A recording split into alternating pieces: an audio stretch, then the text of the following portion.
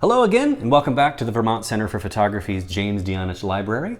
I'm here with a special guest today. This is Michael Zahorski, a photographer and educator, teaches photography at the nearby Putney School in Putney, Vermont. And Michael's here today to share a selection from our library. What do you got, Michael? I've got Landscapes for the Homeless by Anthony Hernandez, this little square format photo book.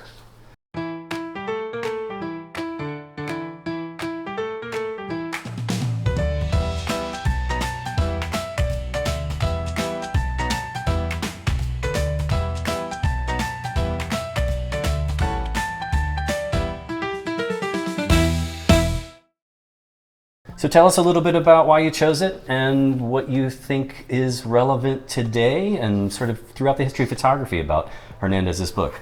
I chose it partially because it's a body of work that when I saw maybe 15 years ago, it stuck with me quite intensely.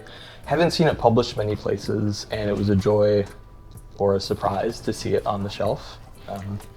I also sincerely have never quite seen work that functions the way that this work does. Yeah, talk a little bit about that. Well, as the name implies, the images are of places where unhoused people would have been sleeping, cooking, congregating, living generally. And the entire book takes place in LA. Anthony Hernandez taught at UCLA for quite a long time, and so much of his body of work, much of his corpus has to do with LA as a landscape. And I feel like something wonderfully complicated about these is that despite that they're called landscapes, I think you could just as easily think about them as still life. Yeah, talk a little bit about still life. You were mentioning to me that, right, there's a history of still life that's kind of tied up in class and representation. What do you see happening here with these that sort of speaks to that?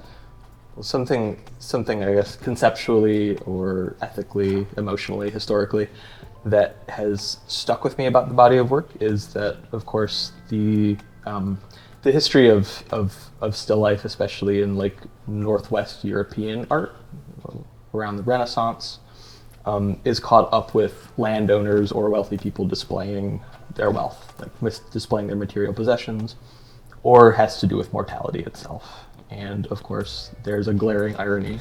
Right, we have the exact opposite here. The history here. of still life with this. Right, with the same approach, but a very different subject. Yep. Yeah. Anything else we should know about this work that really makes you excited to share it with us?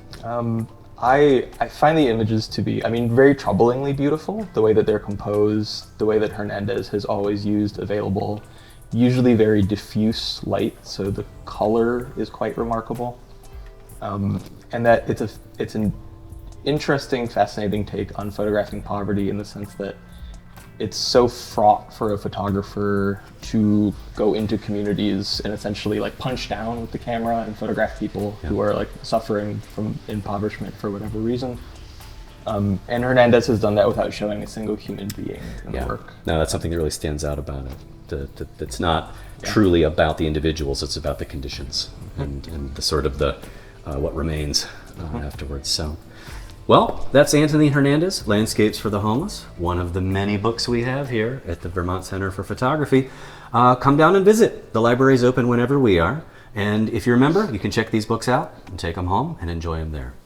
Thanks for joining us. If you like these videos, don't forget to take a look at our YouTube channel, our social media. We're posting them weekly. And yeah, thank you, Michael, for joining us today and sharing one of your favorites with us. Thank you, Luke, for having me. Excellent.